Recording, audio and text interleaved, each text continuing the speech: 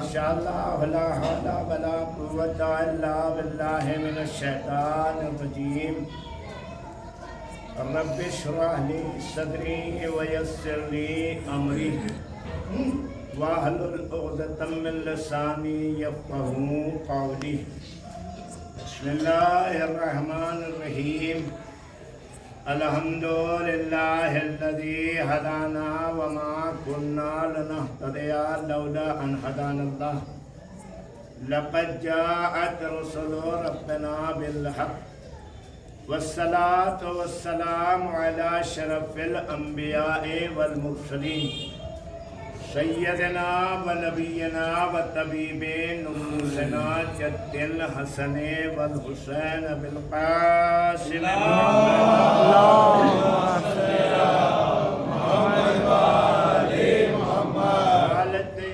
الطاہرین ولعنت اللہ علی دائہم اجمعین وغاصب حقوقہم ومنکر فضائلہم اما بعد فقد قال اللہ الحکیم فی کتابہ المبین وقولہ الحق بسم اللہ الرحمن الرحیم یا ایہا الذین آمنوا استعینوا بالصبر والصلاة ان اللہ مع الصابرین بسم اللہ الرحمن الرحیم اللہم کل ولیک الحجت ابن الحسن صلواتک علیہ وعلا آبائہ فی هذه الساعة وفی کل الساعة ولیا وحافظا وقاعدا وناصرا ودلیلا وعینا حتی تسکنہ ارضک طوعا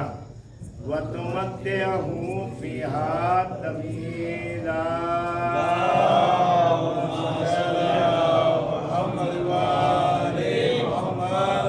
عزاداران مظلوم کربلا بی بی زہرا سلام اللہ علیہ کی بارگاہ میں پرسہ دینے والوں، قوم کے بزرگوں، جوانوں اور نوجوانوں،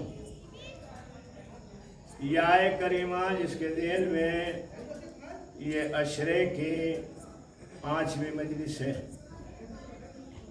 اور اس کا عنوان ہے ایمان، اور ایمان کے حوالے سے ہم نے جو تقاریر کی ان کے مطالب آپ لوگوں کے اذہان میں موجود ہوں گے۔ بہت ہی مختصر گفتگو رہی، لیکن جو ضرورت تھی اس کو آپ تک پہنچانے کی پوری کوشش کی۔ آج بھی اسی حوالے سے آپ کی خدمت میں کچھ معروضات پیش کرنا ہے، مگر اس سے پہلے کہ میں اپنی گفتگو کا آغاز کروں ایک جیتی جاگتی صلوات پڑھنے محمد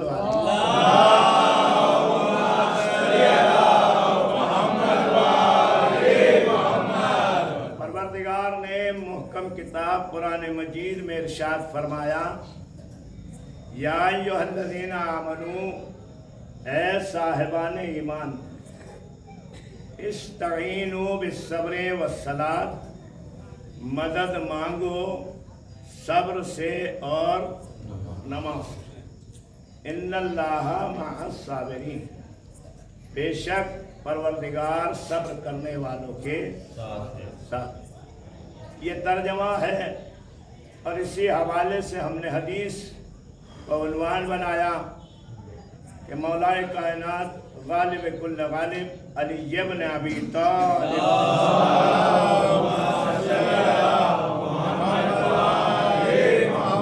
ارشاد فرمایا کہ میں تمہارے لیے اسلام کا شجرہ بیان کرتا ہوں، نہ میرے سے پہلے کسی نے بیان کیا اور نہ میرے بعد کوئی بیان کرے گا۔ اور پھر یہ حدیث ارشاد فرمائی، الاسلام هو التسلیم، التسلیم هو الیقین، التصدیق هو الیقین، الیقین هو الاداء، والاداء هو العمل۔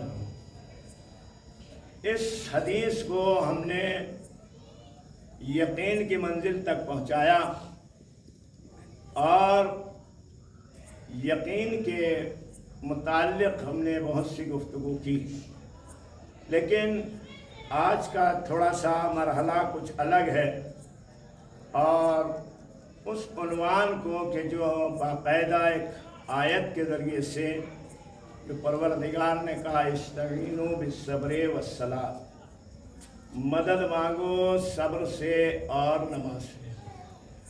آج جو ہمیں گفتگو کرنا ہے وہ انشاءاللہ صبر کے حوالے سے گفتگو کریں گے کہ صبر کیا ہے اور صبر کی اقسام کتنی ہیں۔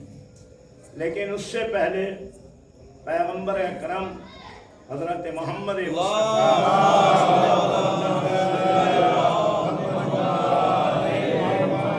ایک قول جس میں حضرت نے ارشاد فرمایا کہ 4 چیزیں ایمان کو مکمل کرتی ہیں، اگر 4 چیزوں میں سے کوئی بھی چیز کم ہے تو ایمان مکمل نہیں ہو۔ پیغمبر نے ارشاد فرمایا پہلی چیز جو ایمان کو مکمل کرتی ہے وہ لوگوں کے درمیان امن اور آشتی کو عام کرنا ہے۔ لوگوں کے درمیان امن دوستی کو عام کرنا، لوگوں کے درمیان جھگڑا نہیں کرانا، لوگوں کو ایک دوسرے سے بھڑانا نہیں ہے، لوگوں کے کاروبار میں دخالت نہیں کرنے کا، بلکہ لوگوں کو امن کی دعوت دینا اور لوگوں کو دوستی کی طرف دعوت دینا۔ یعنی اگر آپس میں کوئی جھگڑا ہو گیا تو ان دونوں فریقین کو امن کی دعوت دو کہ اگر تم جھگڑا کرو گے تو تمہاری پریشانیاں بڑھیں، تمہاری مشکلیں بڑھیں، لیکن اگر تم آپس میں متحد رہو گے تو تمہارے کاروبار میں بھی ترقی ہوگی اور تمہاری قوت میں بھی اضافہ ہوگا۔ کیوں؟ اس لیے آج کے جو ٹائم ہے، اس ٹائم میں جو مسلمانوں کی درگتی ہو رہی ہے اس کی ایک وجہ یہ بھی ہے کہ انہوں نے بھڑانے کا کام کیا ہے، جوڑنے کا کام نہیں کیا ہے۔ صلوات پڑھ دے محمد والے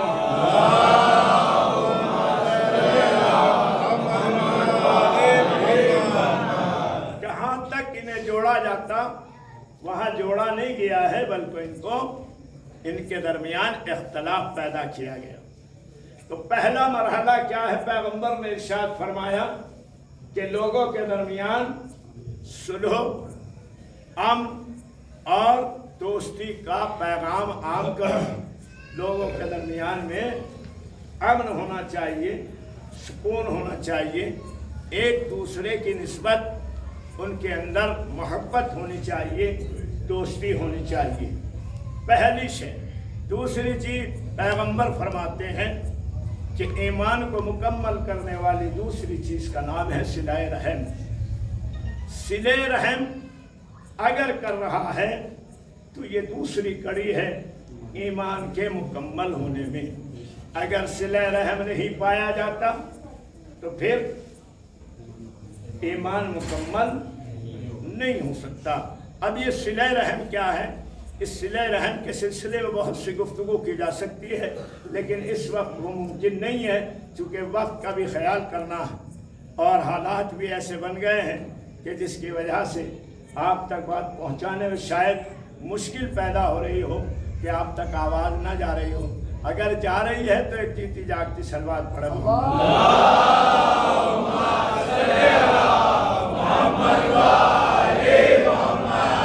تو حضرت نے فرمایا دوسری شے ہے صلہ رحم۔ اور صلہ رحم کسے کہتے ہیں؟ صلہ رحم کا مطلب ہے کہ جو بزرگ ہے اس کی بزرگی کا لحاظ کیا جائے، جو بچے ہیں ان کے بچے ہونے کا لحاظ کریں۔ یہ نہیں ہے کہ جو برتاؤ بچوں کے ساتھ ہے وہی بوڑھوں کے ساتھ کرنے لگیں، اور جو برتاؤ بوڑھوں کا ہے وہی برتاؤ بچوں کے ساتھ کرنے لگیں۔ ہر چیز کا لحاظ کیا جائے، اس کے اندر کسی طرح کا کوئی شائبہ نہیں ہونا چاہیے۔ یہ صلہ رحم ہے، اس کی بہت سی اقسام ہیں جو انشاءاللہ کبھی زندگی نے موقع دیا اور آپ لوگوں نے طلب کیا تو انشاءاللہ اس موقع پر اس کو بیان کیا جائے گا۔ تیسری چیز جو پیغمبر نے ارشاد فرمائی وہ ہے سخاوت۔ ایمان کو مکمل کرنے والی تیسری کڑی کا نام ہے سخاوت۔ یہ سخاوت کیا ہے؟ سخاوت کا مطلب مالدار نے اگر پیسہ دیا، 1 کروڑ پتی نے 10,000 روپیہ اگر کسی کو دے دیا تو یہ کیا سخاوت کہلائے گی؟ کیسے سخاوت کہا جائے گا کہ 1 کروڑ کے مالک نے 10,000 دے کر کے سخاوت کر دی؟ سخاوت کا انداز تو کچھ اور ہے جو امیر المومنین نے بتایا۔ جب کسی نے آگے کہا یا امیر المومنین حاتم طائی تو بڑی سخاوت کرتا تھا، 40 دروازوں سے بانٹتا تھا، ایک ہی فقیر 40 دروازوں پہ جا کے لیتا تھا۔ حضرت امیر نے فرمایا یہ سخاوت نہیں ہے، اگر سخاوت کرتا تو ایک ہی دروازے سے اتنا دے دیتا کہ اسے دوسرے دروازے پہ نہ جانا پڑتا۔ یہ ہے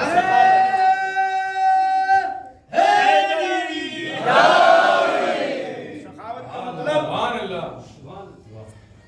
اتنا دینا کہ دوسرے کو دوسری جگہ جانے کی ضرورت نہ پڑے۔ اب سخاوت ہے کیا؟ ایک صلوات پڑھ دے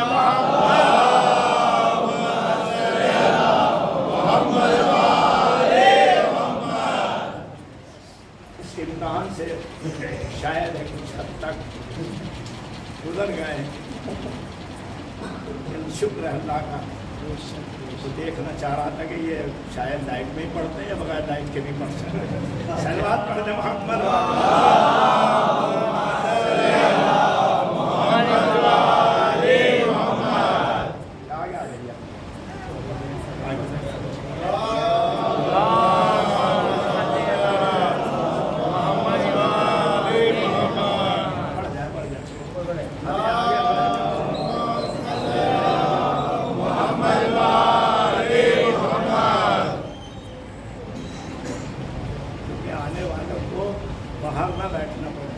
اگر پہلے آپ لوگ ایسے پھیل کے بیٹھ گئے تو آدمی سمجھے کا حال بھر گیا ہے، باہر ہی بیٹھنا بھی ہوگا۔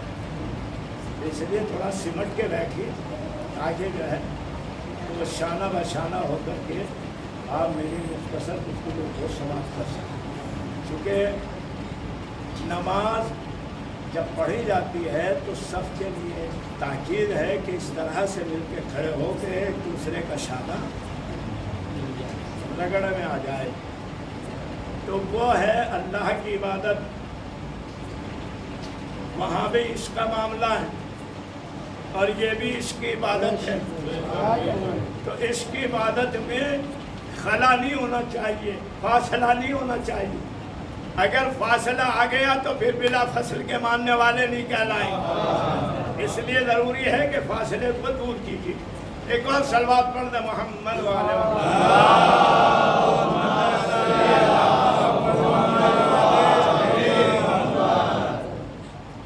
تو پیغمبر نے ارشاد فرمایا سخاوت کیا ہے؟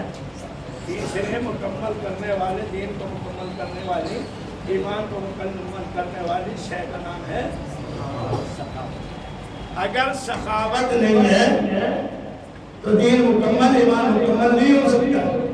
اگر ہمیں چاہیے کہ ہم دین اپنا مکمل کریں، ایمان مکمل کریں، تو ہمارے لیے ضروری ہے کہ ہمارے اندر سخاوت ہونی چاہیے۔ تیسری چیز کو آپ نے سماعت فرما لیا، سخاوت۔ آخری اور چوتھی چیز جو پیغمبر نے ارشاد فرمائی کہ ایمان کو مکمل کرنے والی چوتھی چیز کا نام ہے جذبہ انصاف۔ جذبہ انصاف یعنی انسان کے اندر ایک دوسرے کے اوپر قربان ہونے کا جذبہ ہونا چاہیے۔ ایک دوسرے کے اندر جذبہ ہو انصاف کا، قربانی کا۔ جیسے بقرعید میں قربانی کی جاتی ہے بکرے کی، لیکن اگر دین پہ وقت آ جائے تو پھر بکرے کی بقرعید نہیں ہوگی، بلکہ انسانوں کی بقرعید ہوگی۔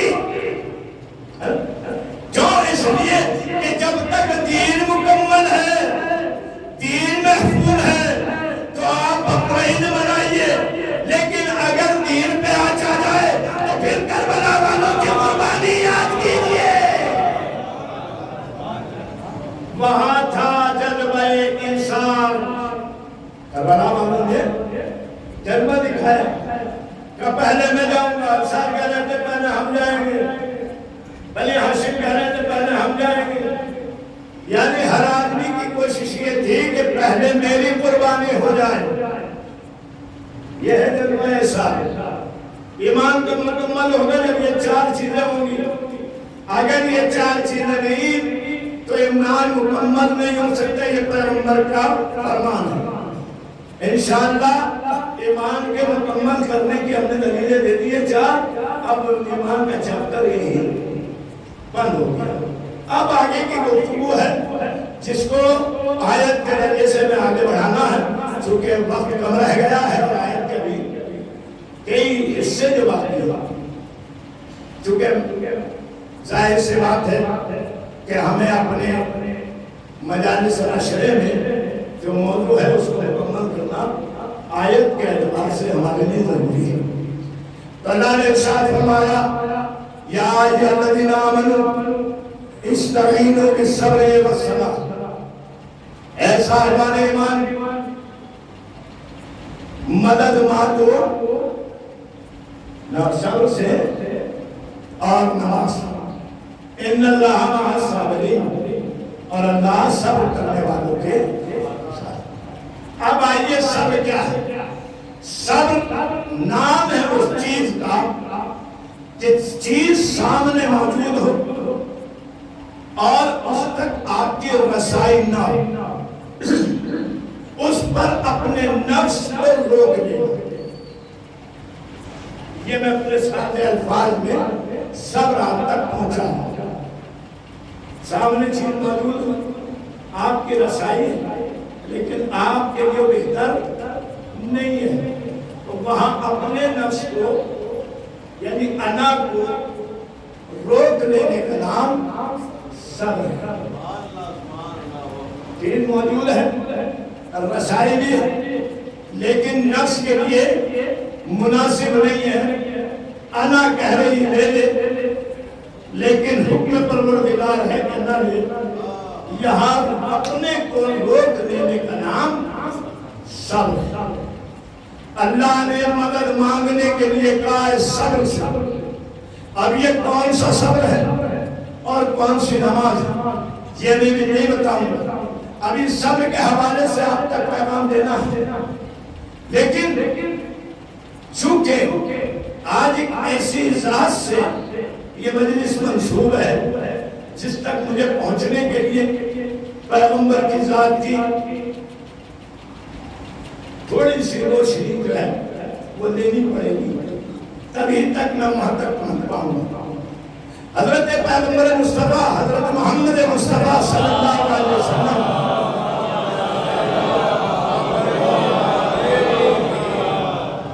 کے حوالے سے روایات بہت کہ آپ کی شان عجیب تھی.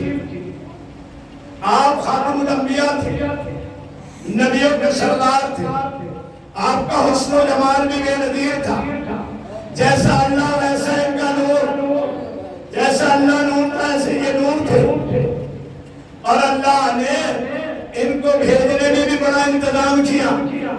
ایسے نہیں ہے پیغمبر جناب عبداللہ کے گھر میں آنے کا انداز بھی جدا تھا. اللہ کا گھر الگ تھا، جس گھر میں نبی آئے وہ گھر الگ تھا. اللہ نے جب نبی کو اس زمین پر بھیجنے کا ارادہ کیا تو انتخاب کیا کس کے گھر کا؟ جبکہ گھر اس کا موجود تھا، اپنے گھر کا انتخاب کیوں نہیں کیا اللہ نے؟ اور کیجئے گا، اللہ کا گھر موجود تھا، خانہ کعبہ اپنے محبوب کو بھیج رہا تھا. اس سے بڑھ کے کوئی شخصیت اس کے قریب نہیں تھی. پیغمبر سے زیادہ اللہ کے نزدیک کوئی نہیں. بھئی یہ 3 ہی ذات ہیں جن کے لیے کہا جاتا ہے. نبی نے ارشاد فرمایا کہ مجھے نہیں پہچانا اللہ نے اور علی نے. اللہ کو نہیں پہچانا میں نے اور علی نے. علی کو نہیں پہچانا مگر میں نے اور اللہ نے. بھئی یہ 3 ہی شخصیت ہے جو ایک دوسرے کو پہچانتی ہے. اب ان کے مزاج سے بھی واقف ہے. اللہ کیا چاہتا ہے، نبی کیا چاہتا ہے،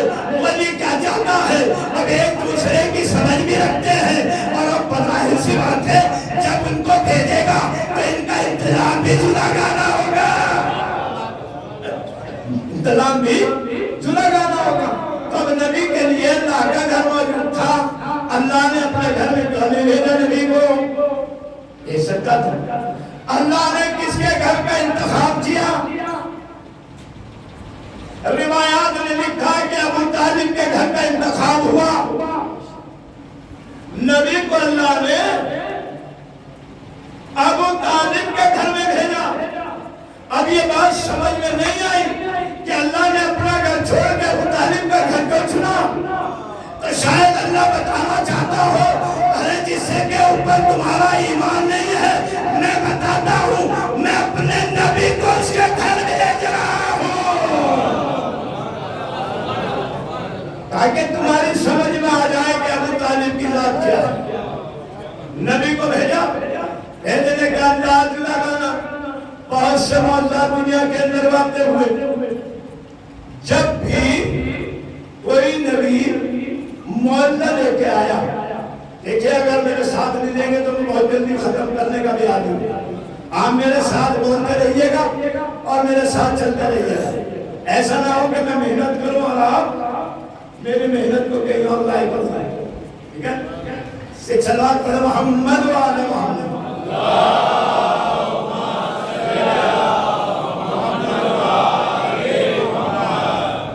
کیا ہے ہر نبی کو اللہ نے معجزہ دیا. طرح طرح کے معجزے. جیسے مثال کے طور پر جناب موسیٰ کا معجزہ کیا ہے؟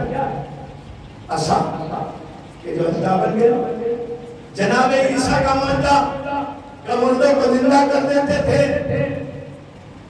مردوں کو زندہ کر دیتے تھے. جناب نوح کا معجزہ کشتی نوح. جناب ابراہیم کا معجزہ نار نمرود. اب یہ نار نمرود جو ہے اس کا بڑا جو مسئلہ میں نے پہلے مجلس میں عرض کیا کہ اللہ نے جب کسی اپنے دشمن کو سزا دی ہے تو چھوٹی شے سے اپنے دشمن کو مارا ہے. اب یہ نمرود کون ہے؟ کہ اللہ کا دشمن. اور اللہ کا دشمن بھی کیسا ہے؟ اللہ کا دشمن ایسا ہے کہ اس نے خدائی کا دعویٰ کیا. انا ربکم الاعلی. میں تمہارا بڑا خدا ہوں. یعنی بڑا اور چھوٹا بھی ہوتا ہے. یہ بڑے اور چھوٹے کی سنت پہلے سے چلی آ رہی ہے. صلوات پڑھیں محمد و آل محمد.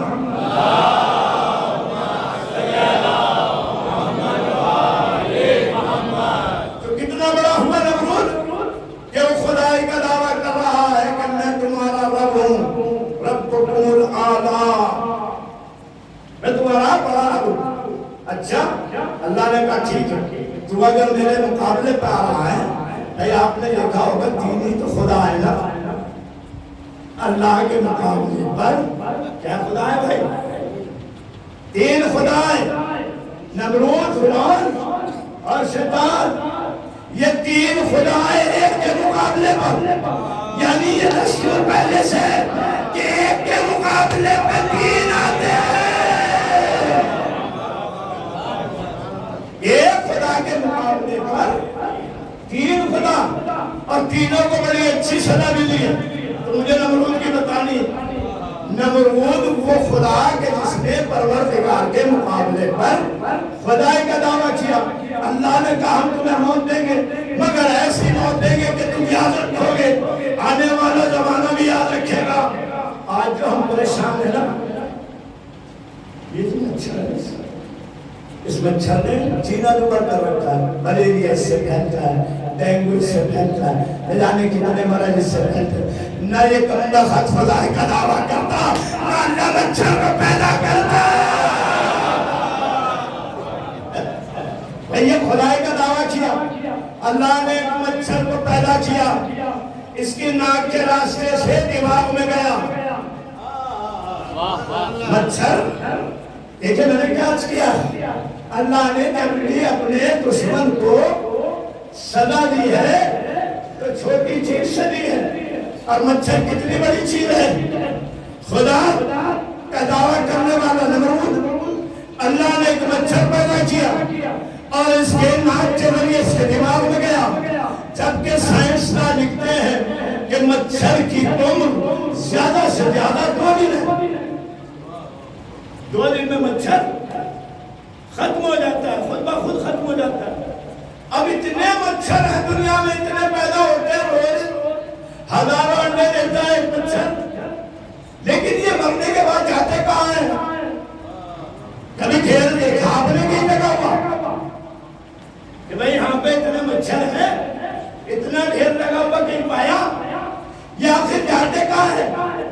جب اللہ نے پیدا کیا اور کثیر تعداد میں، لیکن یہ جاتے کہاں ہیں؟ 2 دن کی زندگی، 2 دن بعد تو مرنا ہی ہے. تب یہ 2 دن کے بعد مرنے کے بعد جاتے کہاں ہیں پتہ ہی نہیں چلتا. تو اس سے بھی ایک کثرت والی بات سمجھ میں آتی ہے کہ جہاں کثرت ہوتی ہے وہاں طاقت نہیں ہوتی ہے. طاقت نہیں ہوتی ہے.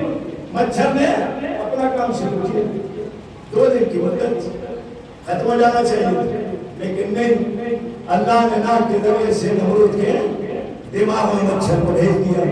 اب اس نے اپنا کام شروع کیا. اب اسے پریشانی ہوئی ڈالنا. ایسی بات ہے دماغ کے اندر کوئی چیز چلی جائے تو اس کی کیفیت کیا ہوگی؟ تو اسے سکون نہیں آتا. اس نے اپنے وزیر سے پوچھا کہ وزیر صاحب میں کرو کیا؟ یہ مچھر تو گیا ہے دماغ کے اندر، اس نے میرا دماغ خراب کیا ہوا. کروں کیا؟ ایسے سکون ملے. کہا آہستہ آہستہ سر پہ مار کے دیکھو. اب جو اس نے ایسے ہاتھ مارنا شروع کیا تھوڑا سکون ملا. انہوں نے کہا میں کب تک مارتا رہوں گا؟ اب اس نے ایک آدمی ادھر کھڑا کیا، ایک آدمی ادھر کھڑا کیا، ادھر بھی ہاتھ میں چپل، ادھر بھی ہاتھ میں چپل. دونوں کبھی یہ مانتا ہے کبھی یہ مانتا ہے. دنیا میں خدا کو دیکھ لو، اللہ جب چاہتا ہے اپنے دشمن کو چپلوں سے پٹواتا ہے.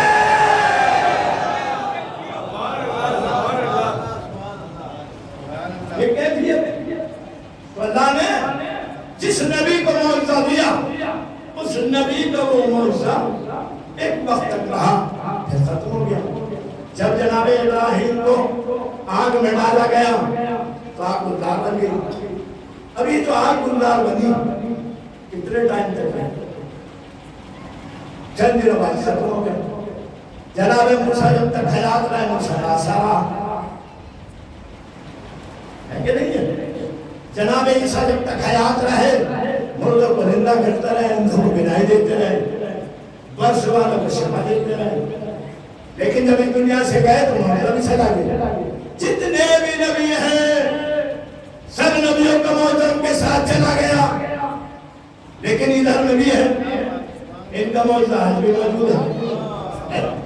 بھئی آج جو قرآن کے اوپر اتنا ظلم ہو رہا ہے نا، یہ معجزہ ہے معجزہ نبی کا. اس معجزے کو مٹانے کی کوشش کی جا رہی. یہ معجزہ مٹنے والا ہی نہیں ہے. اور دوسرا معجزہ ہے اذان. نبی کا نام لیا جا رہا ہے، جس کی حکومت ہوتی ہے اسی کا نام بولا جاتا ہے. ہم پانچوں وقت یہی اعلان کرتے ہیں اللہ کے رسول محمد صلی اللہ علیہ وسلم. دنیا والوں یاد رکھنا، جب تک اذان ہوتی رہے گی نبی کی رسالت کا اعلان ہوتا رہے گا. اب یہ اذان بچانے والا کون؟ نبی کے نام کو بچانے والا کون؟ میں یہ مجلس ایسی برپا نہیں ہو رہی ہے، یہ مجلس حسین ہے جو اس اذان کی حفاظت کر رہی ہے. جب تک مجلس ہوتی رہے گی اذان محفوظ رہے گی. اذان محفوظ رہے گی. نبی چلے گئے، اس دنیا سے پردہ کر لیا، لیکن ان کے معجزات بھی موجود ہیں. اب آپ میں نے جو بتائی دی آپ کے سامنے مثال، لیکن جو ولادت کے وقت پیغمبر کی معجزے ہوئے وہ بھی باقی ہیں. اب اگر آپ کی اجازت ہو تو میں بیان کروں، نہ تو ہی سے بات کو لیکن مرٹن کر دیتے ہیں، لیکن اگر سننا چاہتے ہیں تو جیتی جاگتی صلوات پڑھ محمد اللہ.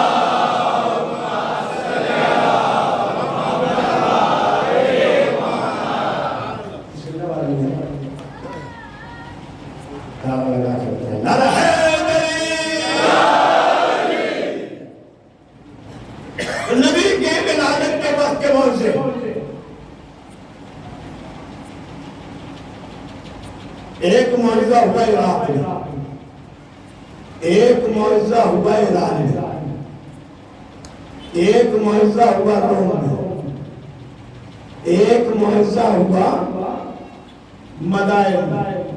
یعنی مختلف معجزے ہیں جو ولادت کے ٹائم واقع ہوئے۔ عراق میں کون سا معجزہ ہوا؟ عراق میں جو زیارت کے لیے گئے ہیں انہوں نے دیکھا ہوگا ایک دریا ہے، دریائے دجلہ،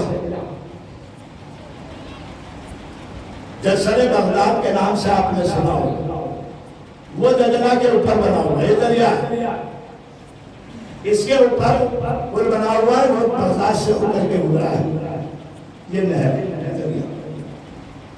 اس میں معجزہ کیا ہوا؟ معجزہ اس میں یہ ہوا کہ یہ سوکھا ہوا تھا، اس میں پانی نہیں، دریا بنا ہوا تھا لیکن پانی نہیں۔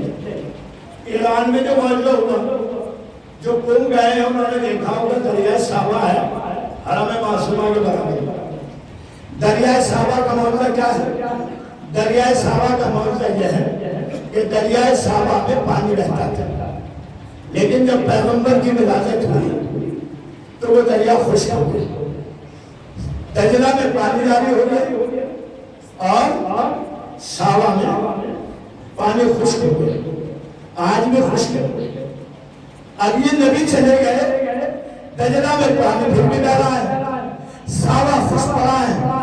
نبی کے جانے کے بعد تو یہ معجزہ چلا جانا چاہیے تھا، لیکن یہ نبی صرف ایک وقت کے لیے نہیں آیا تھا، یہ قیامت تک کے لیے نبی بن کے آیا تھا۔ اور بعد معجزہ بتاؤں بھائی، یہ چاند دیکھتے نا، چاند اس کے اندر بھی آپ نے دیکھا معجزہ ہے۔ کیا معجزہ ہوا کہ نبی نے اشارہ کیا یہ دو حصوں میں تقسیم ہو گئے، یہی معجزہ ہے نا۔ تو نبی کے بعد تو یہ جڑ جانا چاہیے تھا۔ آج کے سائنسدان لے جا کے کوئی ایسی فیبریکٹ لے جا کے جوڑ دیتے، لیکن نہیں جوڑ سکتے، جو اس لیے کہ نبی کا دکھایا وہ معجزہ ہے۔ اما جب تم ایک چاند کو نہ جوڑ سکے تو امت کو کیسے بکھیر سکتے ہو؟ امت بکھرنے والوں نہیں، نبی کو نبی مان نہیں۔ تو آئیے، بہت سے معجزے ہیں، ان معجزوں کو بیان نہیں کرنا ہے۔ میں جو آپ کو ایک منزل تک لے جانا چاہتا ہوں، کچھ سوالوں کے جواب بھی آپ تک پہنچ جائیں۔ نبی کا ایک معجزہ ہے معراج۔ معراج میں تشریف لے گئے، کچھ نے کہا کہ روحانی معراج تھی، کچھ نے کہا کہ جسمانی معراج تھی، اور جو جسمانی معراج مانتے ہیں وہ کہتے ہیں کہ براق پہ سوار ہو کے گئے۔ اس ٹائم آپ جائیے گا مختلف جگہوں پہ آپ کو براق مل جائے گی۔ اب وہ براق ہے کیسی؟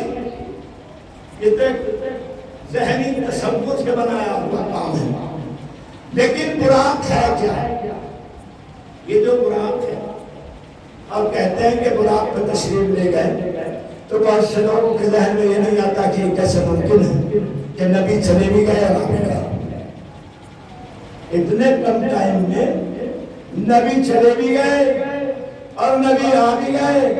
جیسے وہ روایت ہے کہ بستر کی گرمی بھاگتی رہی، وضو کا پانی بہتا رہا، زنجیریں در ہلتی رہی، نبی معراج پہ چلے بھی گئے اور نبی آ بھی گئے۔ اور وہ روزہ محترمہ کہہ رہی ہیں کہ جن کے گھر سے گئے تھے، بھائی بستر کی گرمی وہ تو بتائے گا جو بستر میں ہوگا۔ سلمان پر محمد والے محمد،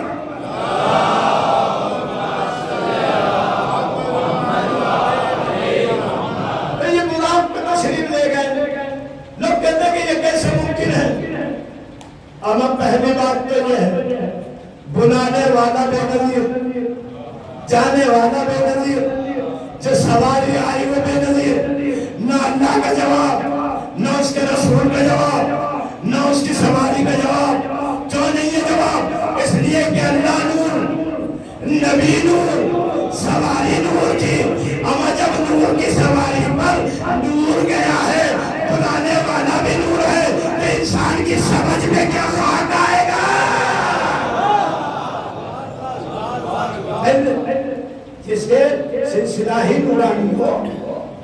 چیز سمجھ میں تو آئے گا نا. اہل بیت نے بتایا کہ کس طرح سے گئے اور کس طرح سے آئے.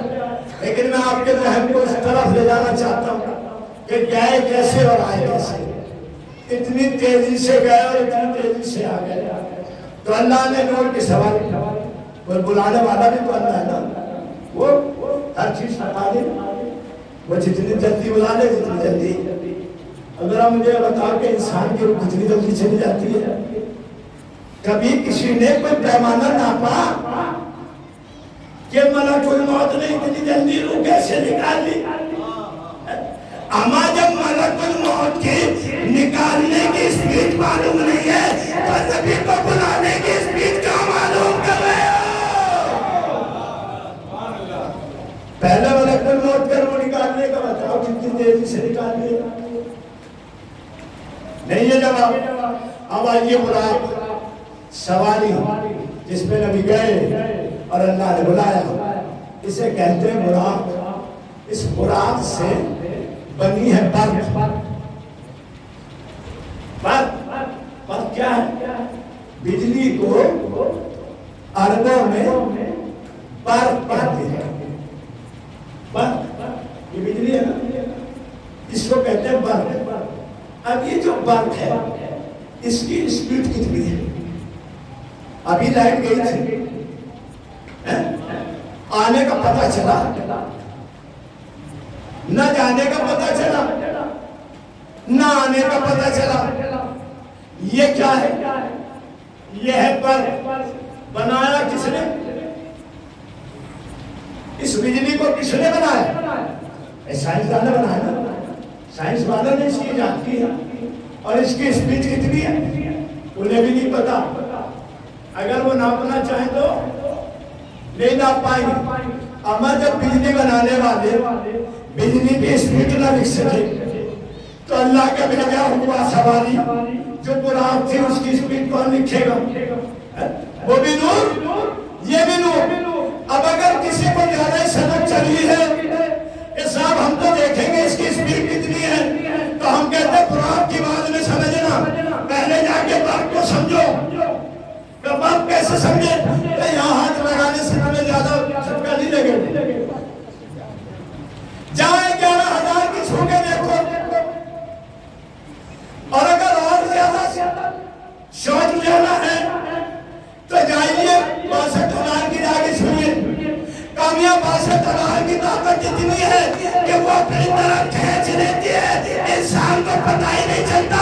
ہم یہی تو کہتے ہیں جب انسان کی بنائی ہوئی یہ بجلی اس طرح سے کھینچ سکتی ہے تو اللہ کا بنایا ہوا نور اس کی سپیڈ کتنی ہوگی اس کی طاقت کتنی ہوگی کوئی اندازہ لگا سکتا ہے نہیں. نبی گئے بھی اور آ بھی گئے. نہ جانے کا پتہ نہ آنے کا پتہ. اب پتہ کس نے بتایا؟ جو بستر میں تھا اس نے بتایا کہ گرمی بھی موجود رہی دروازے پر زمین بھی ہلتی رہی وضو کا پانی بھی بہتا رہا. اما جب تک وضو کے پانی پر ریسرچ نہیں ہوگی اور زنجیر کے اوپر ریسرچ نہیں ہوگی تو اس کی طاقت پہ کیا ریسرچ کی جا سکتی ہے. تو نبی کو معراج پر لے جایا گیا. اب یہ نبی معراج پہ گئے کیوں؟ نبی کا معراج لے جانے کا سبب کیا ہے؟ اللہ کو پھر بھی دکھائی نہیں دیا. آیا اللہ صاحب نے اللہ نے آ کے کہا کہ میں تیرا رب ہوں.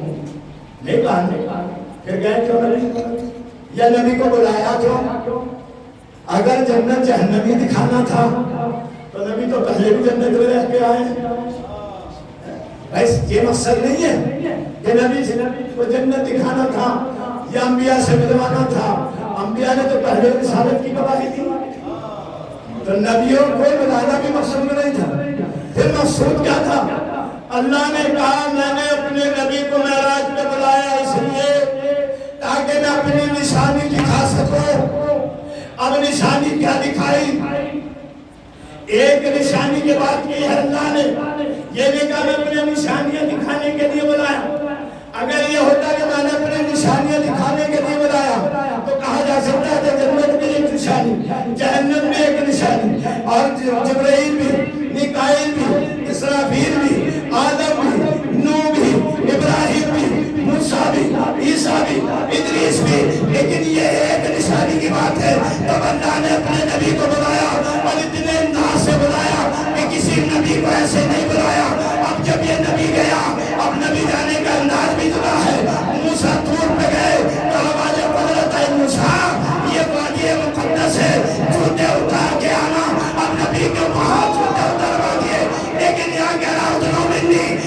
قریب رسول نے کہا ہوگا میں جوتے تو اتاروں، میں نبی جوتے اتارنے کی ضرورت نہیں ہے۔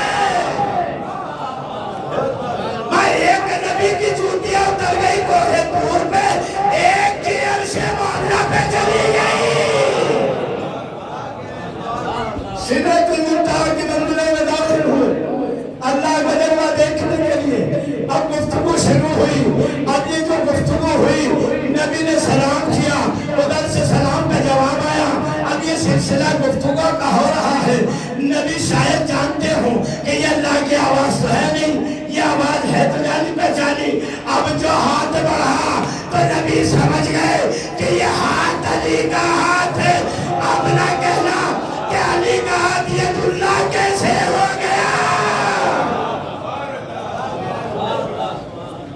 نبی کو علی سے ملوانے کے لیے نبی کو معراج پہ بلایا۔ اب یہ بھی ایک مسئلہ ہے۔ دوسری دلیل، یہ پہلی دلیل۔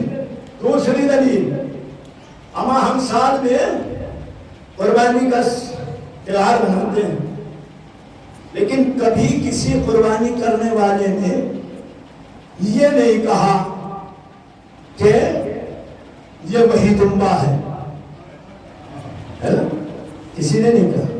کہا کیا جاتا ہے؟ کہا یہ اس کی شبیہ ہے۔ شبیہ ہے بھائی، شبیہ دمبے کی تو ہو سکتا ہے، گائے کی شبیہ ہو جائے گا۔ دمبے کی شبیہ میں آپ گائے لا کے کھڑی کر لیں گے، اونٹ کھڑا کر دیں گے، بھینسا کھڑا کر دیں گے۔ بھائی بکرے کی جگہ دمبے کی جگہ دمبا ہی دے گا نا، بکرا نہیں لے سکتا۔ بکرے کا قیافہ الگ ہے، دمبے کا الگ ہے۔ وہاں آئی تھی کیا؟ دمبا، نہ بکرا آیا، نہ گائے آئی، نہ بھینس آیا، لیکن مسلمان اس کی شبیہ میں بھینس بھی ذبح کر رہا ہے، بکرا بھی ذبح کر رہا ہے، گائے بھی ذبح ہو رہی ہے۔ کہا ایسے کیوں کر رہے ہو؟ اونٹ بھی ذبح ہو رہا ہے۔ اس لیے کہ اس کی شبیہ ہے۔ اما اگر تم دمبے کی شبیہ گائے بنا لو، بھینس بنا لو، اونٹ بنا لو تو کوئی اعتراض نہیں۔ اور اگر ہم حسین کے گھوڑے کی شبیہ گھوڑا بنا لے،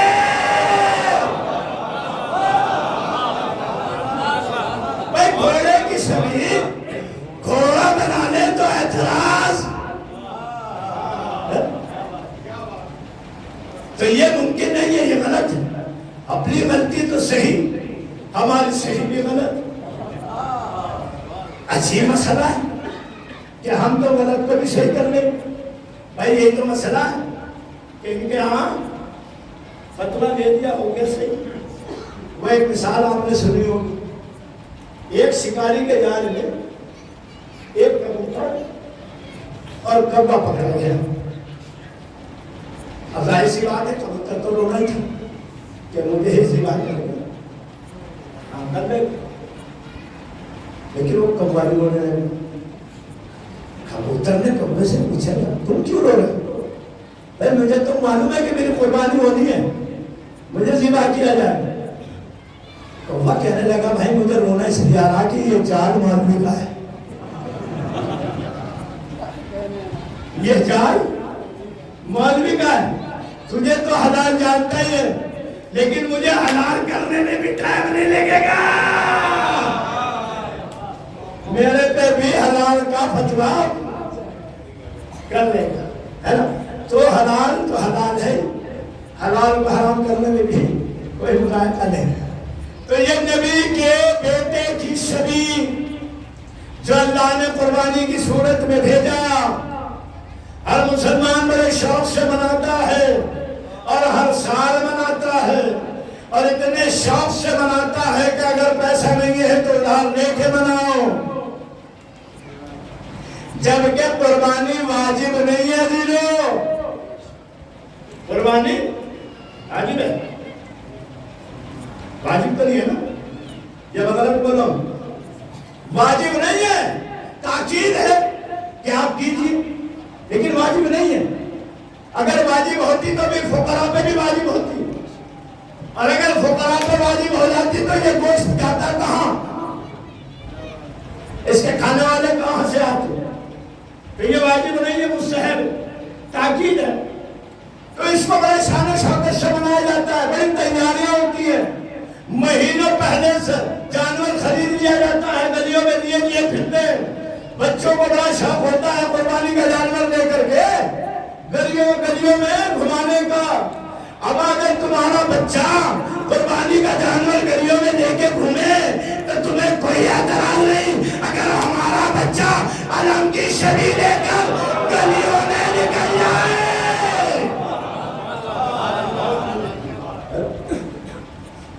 تو اللہ نے یہ قربانی کا دمبا بھیجا۔ میں مسلمانوں سے سوال کرتا ہوں، یہ کتنی تیز آیا اور کتنی تیز چلا گیا؟ کتنی تیزی سے یہ دمبا آیا اور کتنی تیزی سے جناب اسماعیل کو ہٹایا گیا۔ مجھے اس کی اسپیڈ بتا دو۔ یہاں کا تو تھا نہیں دمبا، بھائی زمین کا ہی تو واقعہ ہے نا، بنا کا بھائی اگر نیند آ گئی ہو تو میں پھر بات کو ختم کر دوں، یہ بھی ہے گنجائش۔ اگر ہٹنا ہے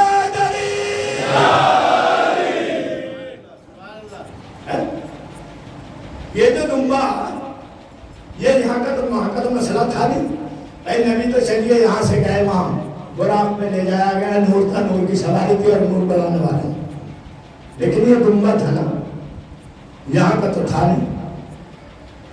جناب ابراہیم نے اسماعیل کو لٹھایا، دمبے کو نہیں لٹھایا، اور ابراہیم کسی چراگاہ سے بھی یہ دمبا نہیں آیا تھا کہ ابراہیم کی بھیڑ بکریاں چھپ رہی ہوں، وہاں سے دمبا آ کے لٹ گیا ہوا اسماعیل کی محبت میں، ایسا بھی نہیں ہے۔ تو پھر کیا ہے کہ اسماعیل کی آنکھوں پر باندھی پٹی، ہاتھ باندھے، اسماعیل کو لٹایا، چھری رکھی، چھری کے دمبے کے گلے پر رکھی تھی، کہ جناب اسماعیل کے، کہ جب اسماعیل کی گردن پر ہاتھ باہر پکڑے تو رکھنی رہتی ہوگی، جب پٹی بندھی ہوئی تھی آنکھوں پہ تو نبی نے ہاتھ سے پکڑا ہوگا نا جناب اسماعیل کے گلے، تبھی تو چھری رکھی ہوگی، ایسا کسی بات نہیں، ہاتھ سے پکڑ کے ایسے چھری رکھی ہوگی، پھر چلائی۔ اب یہ ہاتھ میں ابراہیم کے ہاتھ میں گلا ہے جناب اسماعیل کا، اور چھری رکھی ہے گلے پہ۔ اب یہ ہاتھ بھی ہٹنا ہے، چھری بھی ہٹنی ہے، دمبا بھی لا کے لٹانا ہے، اسماعیل کو بھی ہٹانا ہے۔ اسماعیل کوئی 2 سال کا بچہ نہیں تھا کہ اسے اٹھا کے ایک طرف رکھ کے چھری رکھ دی، کہ نہیں، اتنا سب کچھ اللہ نے اپنے ملائک کے ذریعے سے کرایا۔ اما جب دمبے کا مسئلہ آیا تو تم ملک کے قائل ہو گئے، جب نبی کو لے جانے کا مسئلہ آیا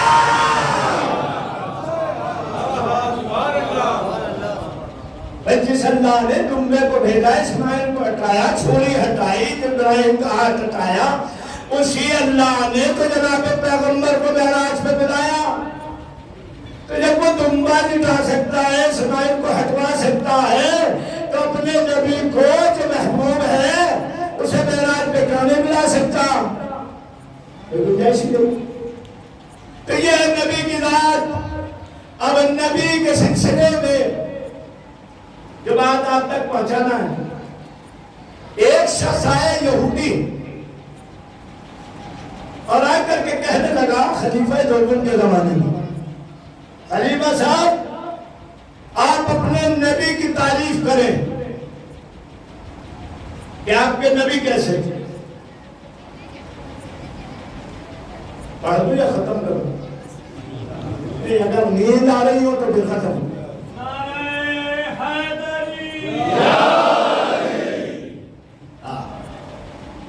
خلیفہ دوم کے پاس آئے کہ یہودی، خلیفہ صاحب یہ بتائیے کہ آپ کے نبی کیسے تھے، ان کی صورت کیسی تھی، ان کی آنکھیں کیسی تھی، ان کے ہاتھ کیسے تھے، ان کا رنگ کیسا تھا۔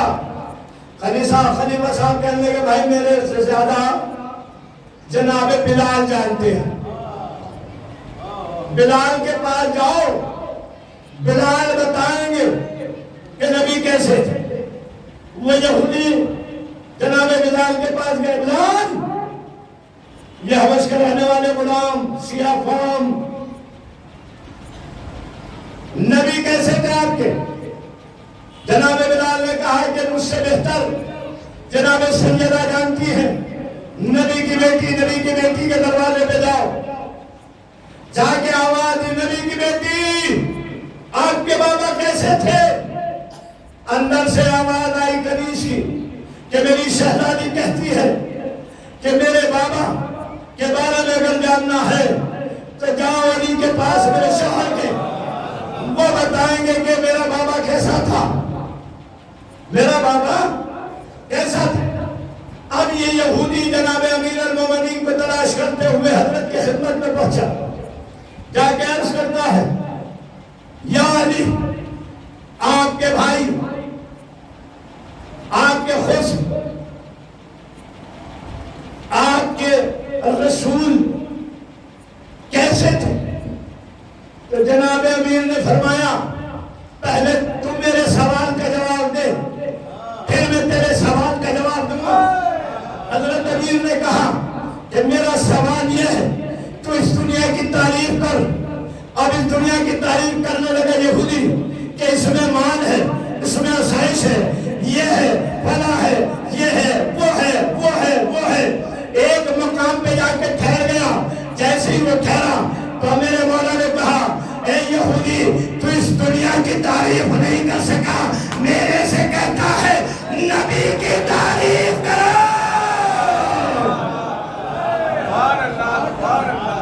نبی کے بارے میں مجھ سے پوچھتا ہے کہ تیرے نبی کیسے تھے؟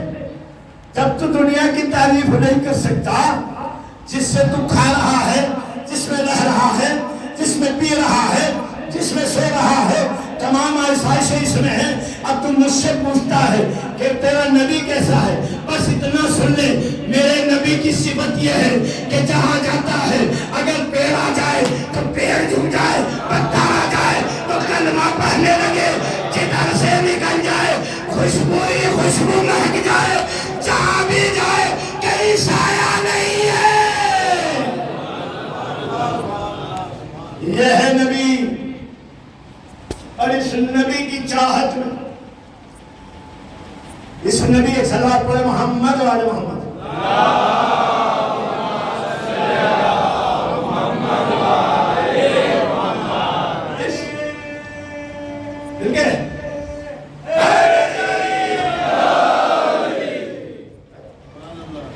اس نبی کی چاہت میں کتنی محبت تھی حسنین علیہ السلام کو اپنے نانا سے، کہ جہاں جہاں نبی ہے وہی وہی حسنین ہے۔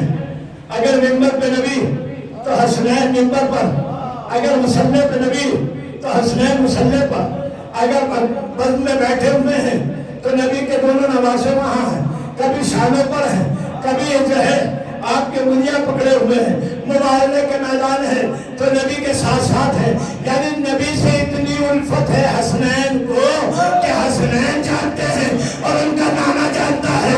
اگر کسی نے کہا بھی نا کہ کتنا اچھا سوار ہے تو نبی نے یہ نہیں کہا کہ تو سواری دیکھ رہا ہے، سوار تو دیکھ اور سواری کو دیکھ، کہا کہ جتنی اچھی سواری ہے اتنے اچھے سوار، اتنے سوار۔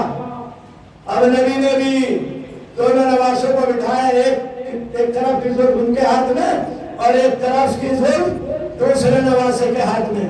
تو نبی کو چاہیے یہ تھا کہ دونوں کے ہاتھ میں زلف نہیں دینی چاہیے تھی، کندھے بھی بٹھا لیا تھا، بیشہ بٹھا لیا تھا، لیکن نبی نے دونوں کے ہاتھ میں زلف دے کے بتایا کہ تم یہ نہ سمجھنا کہ میں حسن کھینچ لیں گے تو میں حسن کی طرف مڑ جاؤں گا، حسین کھینچ لیں گے تو حسین کی طرف مڑ جاؤں گا۔ نہیں نہیں، ان دونوں کو میں جانتا ہوں، میں نے تو آب دہن پلایا ہے، یہ جہاں بھی جائیں گے دونوں مستقیم جائیں گے۔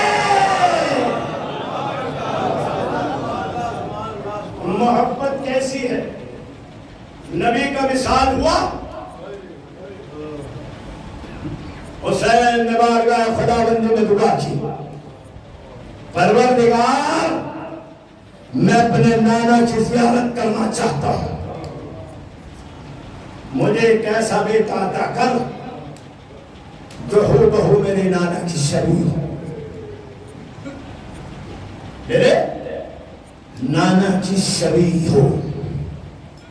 آج رکھو اس منزل پہ آنے سے پہلے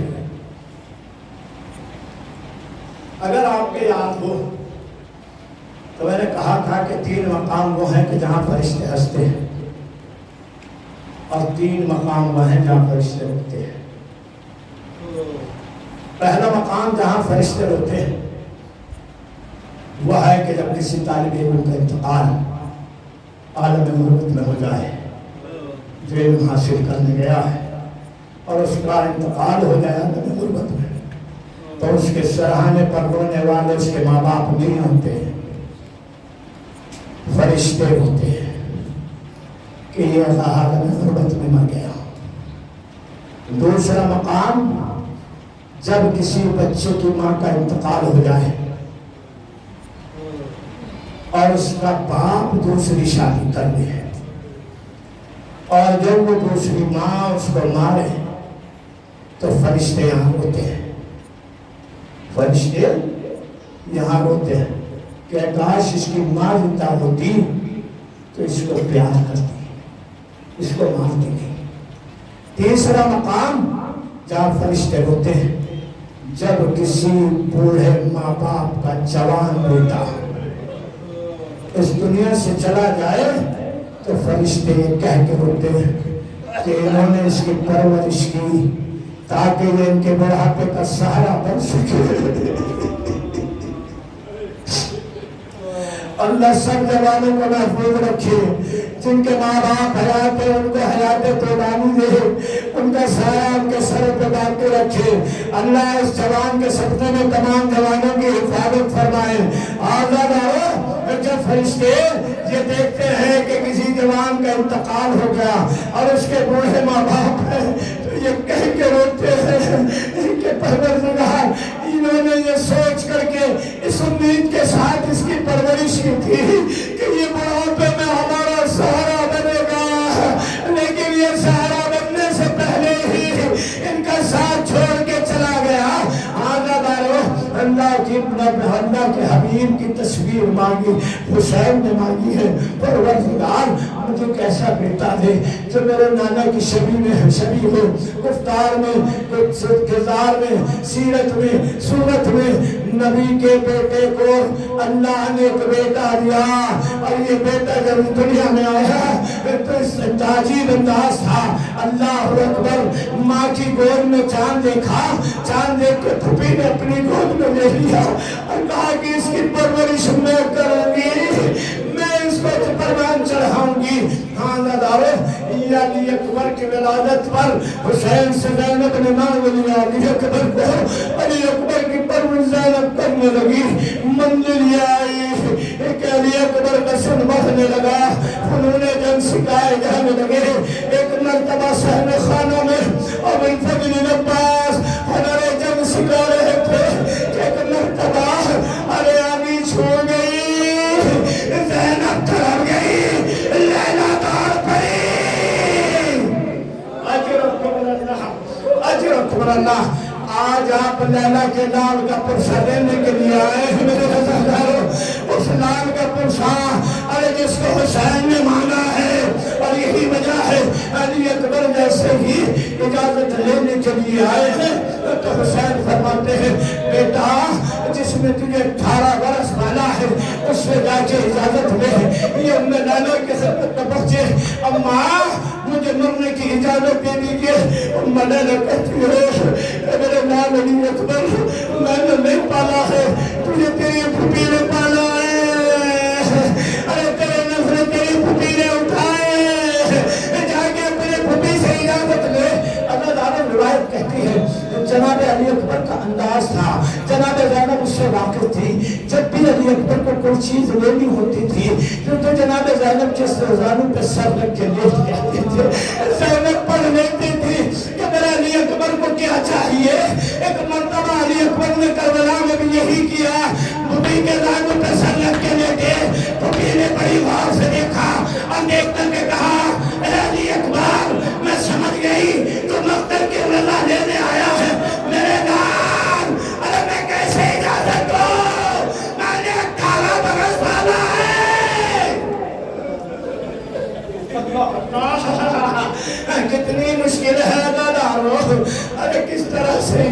دے گی پھوپھی، لیکن روایت کہتی ہے علی اکبر کہتے پھوپھی اماں اگر آپ اجازت نہیں دیتی نہ دیجیے، لیکن آپ سے ایک سوال ہے۔ پھوپھی اماں ایک سوال آپ سے ہے، بس اتنا بتا دیں اگر کل محشر میں دادی نے آپ سے پوچھا، اگر کل دادی نے آپ سے سوال کر لیا اے میری جانت تیرا علی اکبر پیارا تھا یا میرا حسین پیارا تھا، تو تم کیا جواب دو گی؟ علی اکبر نے جیسے ہی یہ فطرت تمام کیا، زینب کہتے ہیں علی اکبر خدا حافظ، اے میرے لال خدا حافظ۔ علی اکبر کو اجازت ملی، باپ کی خدمت میں آئے، بابا نے گھوڑے پہ سوار کیا، لیکن اللہ گھوڑا چلنے لگا، بوڑھا باپ پیچھے پیچھے۔ علی اکبر نے مڑ کے دیکھا، ارے بوڑھا باپ کمر پکڑے چلا رہا ہے۔ علی اکبر سے برداشت نہ ہوا، گھوڑے سے نیچے آئے، آواز دی بابا ارے آپ تو رخصت کر چکے تھے، پھر کیا چلے آ رہے؟ ایک فکرہ کو حسین دیکھ، اے میرے لال علی اکبر اگر تو صاحب اولاد ہوتا تجھے معلوم ہوتا کہ اولاد کی محبت کیا ہوتی ہے۔ جا میرے لال خدا حافظ، لیکن حسین نے فکرہ کہا اے میرے لال ارے جب تک میرا سامنا رہے مڑ مڑ کے دیکھتے رہنا، ارے تیرے باپ کو تیرا چہرہ سامنے رہے۔ علی اکبر مڑ مڑ کے دیکھتے گئے، اللہ تعالیٰ میدان قتال میں حملے پہ حملہ ہوا، ایک ملعون نے چھپ کے بیان کیا، ارے میدان ایسا مارا کہ علی اکبر کے جگر میں بے بس ہو گیا۔ علی اکبر گھوڑے سے زمین کی طرف چلے، حسین کو ہاتھ دے کے کہا اے میرے ماں باپ پہ میرا آخری سلام۔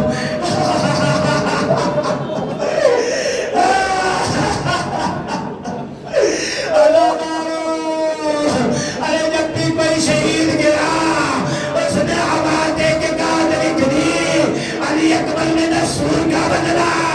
علی اکبر جانتے تھے کہ میرے بابا کا ساتھ دینے والا ارے اب کوئی نہیں ہے، میرا بابا اکیلا رہ گیا، اجرکم اللہ لعنہ۔ حسین چلے، آواز دیتے گئے علی اکبر، اے علی، اے علی، اے علی۔ کسی ملعون نے کہا فلاں جگہ پڑا ہوا ہے، حسین ارے قریب پہنچے، کیا دیکھا؟ جوان بیٹا ایڑیا رگڑ رہا ہے، ایک سینے پہ ہے۔ اجرکم اللہ، جناب علی اکبر نے جیسے بابا کو دیکھا سلام کیا، بابا آپ چلے آئے۔ حسین تو تازہ ہو کے بیٹھ گئے علی اکبر کے سرانے، اے میرے لال علی اکبر، ارے تیرے ہاتھ سینے پہ کیا ہے؟ بابا ایک ملعون نے میرے سینے پہ برچھی ماری، بابا میں نے اس برچھی پہ نکالنا چاہا، جیسے میں نے برچھی پکڑ کے کھینچی، برچھی کی علی ٹوٹ گئی بابا۔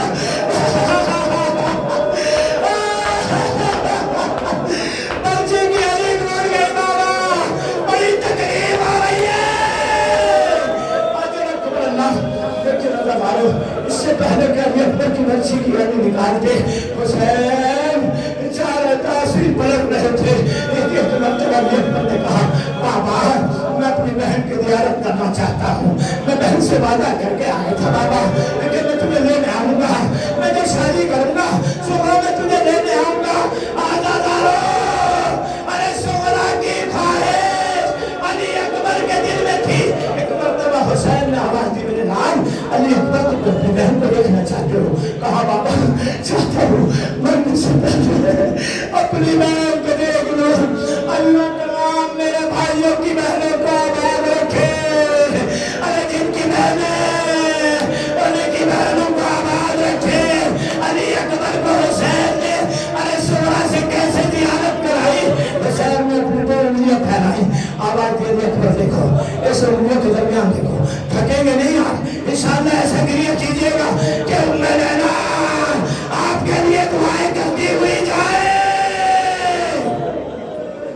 جزاکم اللہ اللہ نوال اپنے رحمت نازل کرے حسین نے دور میں پھیلائے بیٹا نگاہ کرو علی اکبر نے دیکھا زمین کربلا پست ہوئی مدینے کی زمین اٹھی حسین کی انگلیوں کے درمیان مدینہ نظر آنے لگا بابا ارے نانا گرونا نظر آ رہا ہے بابا کا بیٹا دیکھو سبرا نظر آئی کا بابا نظر نہیں آتی اور حسین نے تھوڑی سی انگلیوں کو ہلایا کا بیٹا دیکھو اب تو حسین اکبر نے دیکھا محل بنی ہاشم نظر آیا کا بیٹا سرما نظر آئی کا بابا پہ سرما نظر نہیں آئی حسین نے پھر انگلیوں کو گھمایا کا بیٹا اب دیکھو کا بابا ایک ضعیفہ نظر آ رہی ہے ہاتھ میں عصا ہے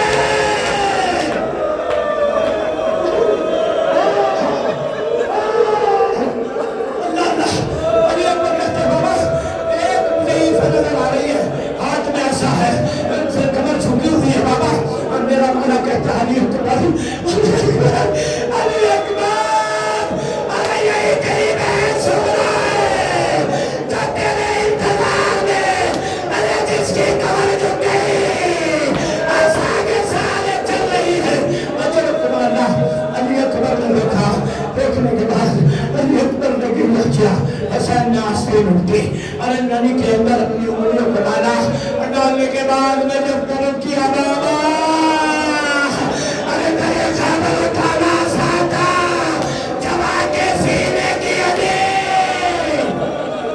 اجر کمانا علی اکبر کی علی نکالی جیسے علی نکلی